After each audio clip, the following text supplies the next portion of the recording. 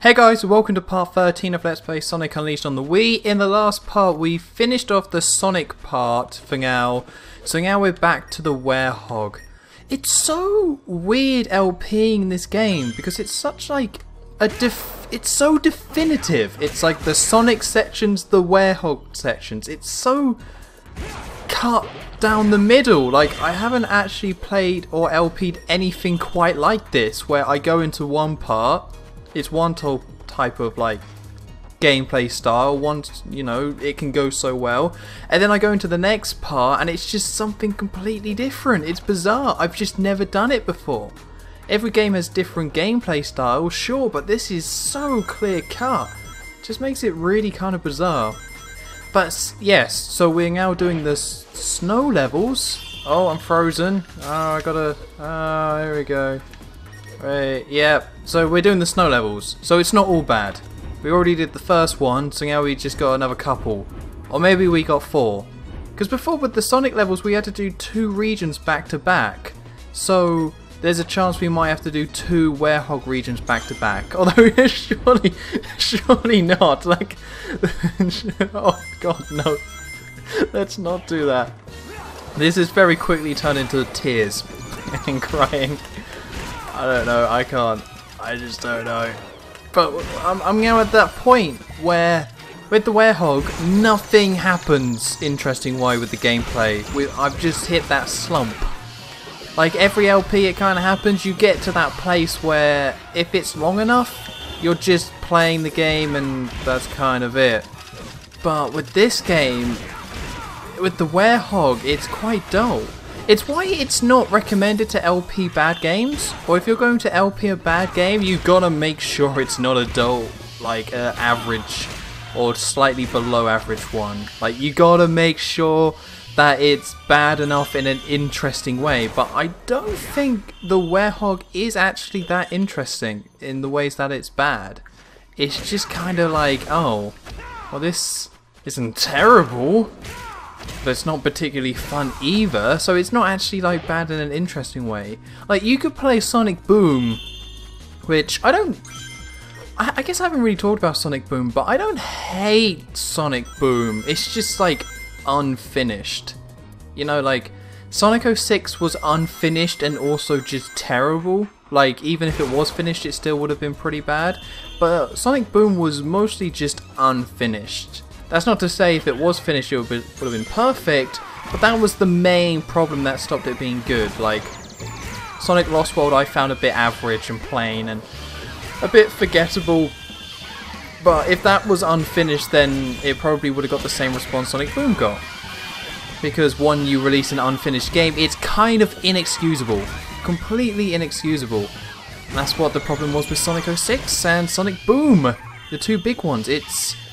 There's been problems with other Sonic games, but the hate that Sonic Boom and Sonic 06 have got over like other ones, it's just because it's unfinished. And as a consumer, there's just no way of wrapping your head around it. Once you release a game that's not finished, that's it.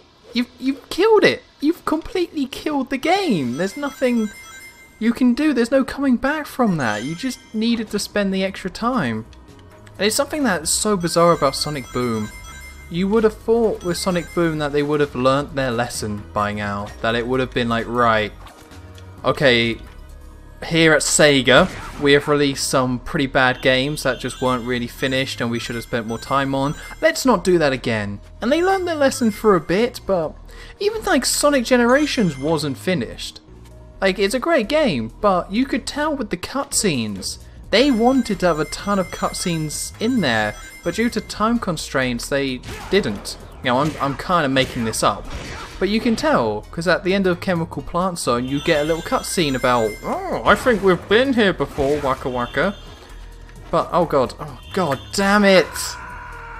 Oh. I don't even think about it. I just tap up on the control stick and go flying off the edge. I don't even think about it.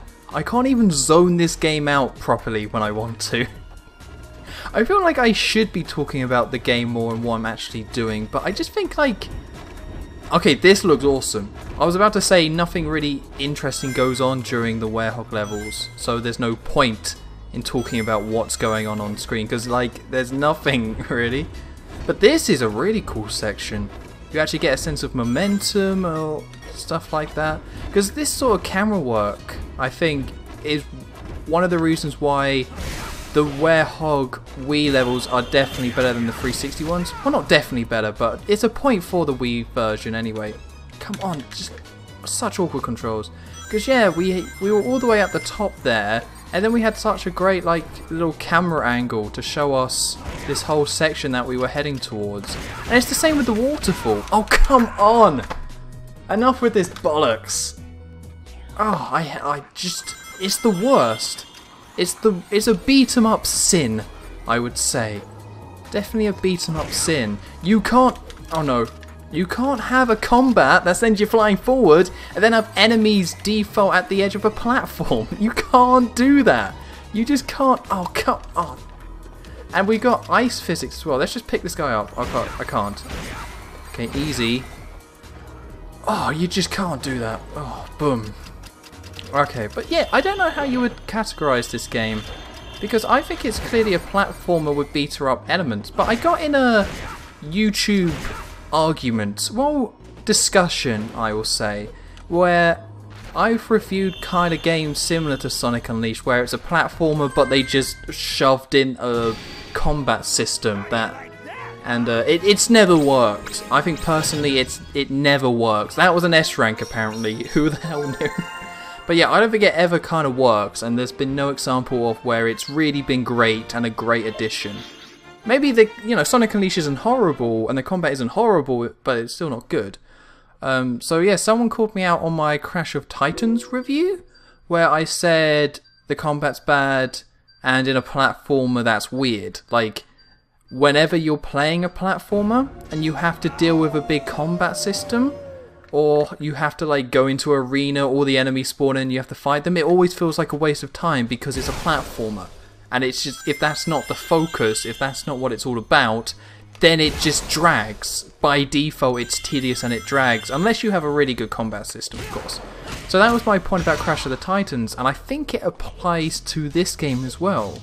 But this guy said, oh, Crash of the Titans is a beat 'em up, so it's not fair to say it's a platformer. And it's like, well, I would still say it's a platformer first, and I think with this game as well I would say the same thing. I think this game, or the Werehog levels anyway, oh, that was terrible. And that was my own fault. I can't even be annoyed. Can't even be annoyed. Double jump. I have a double jump, don't I? Yes I do. So then double jump up there.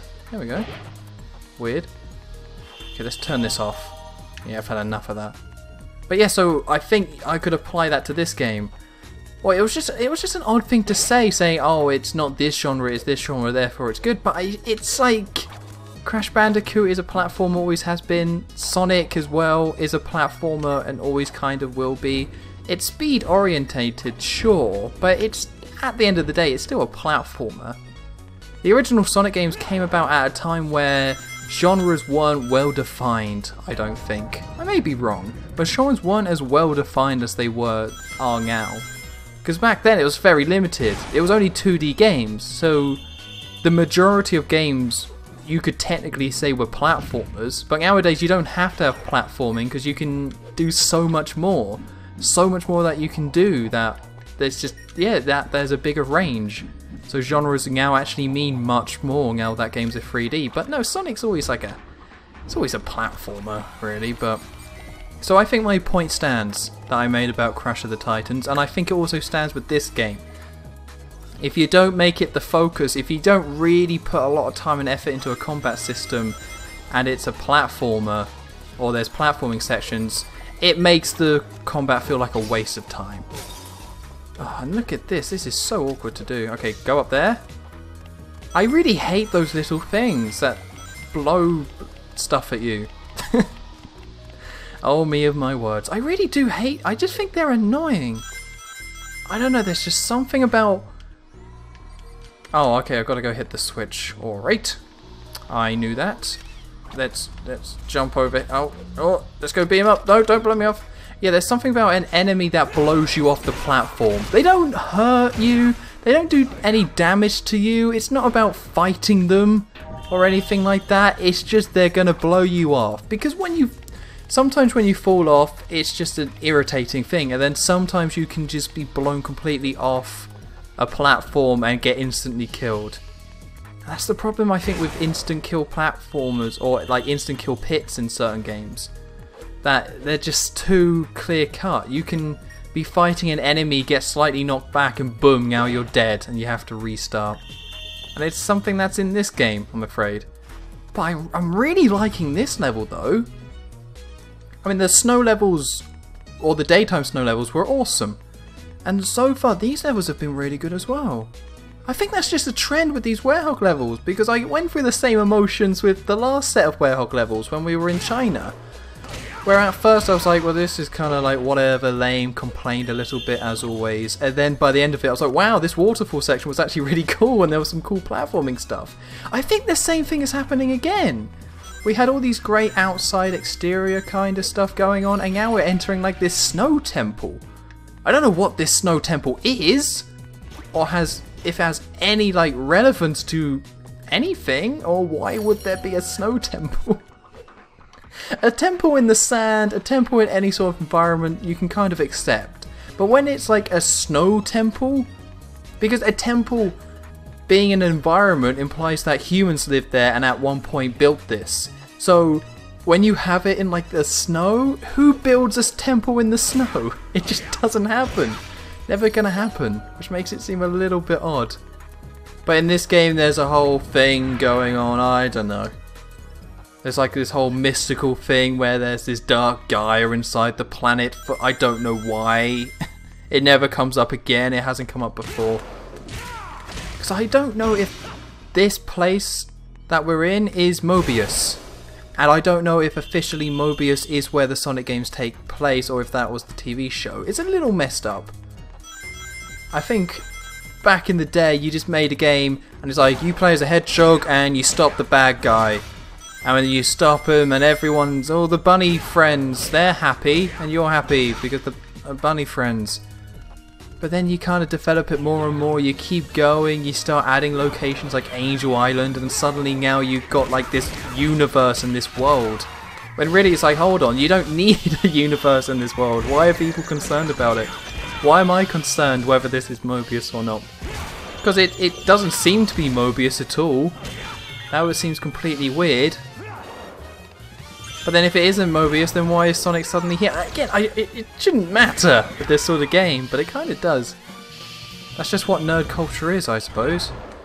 You just care about the smallest things that don't matter in the end. Oh, looks like we got a boss battle.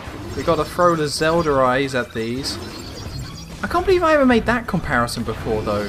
Have I made that comparison? I must have done. That these enemies look like something from like Twilight Princess. I must have said that. Surely I haven't complained about these enemies and mentioned Zelda.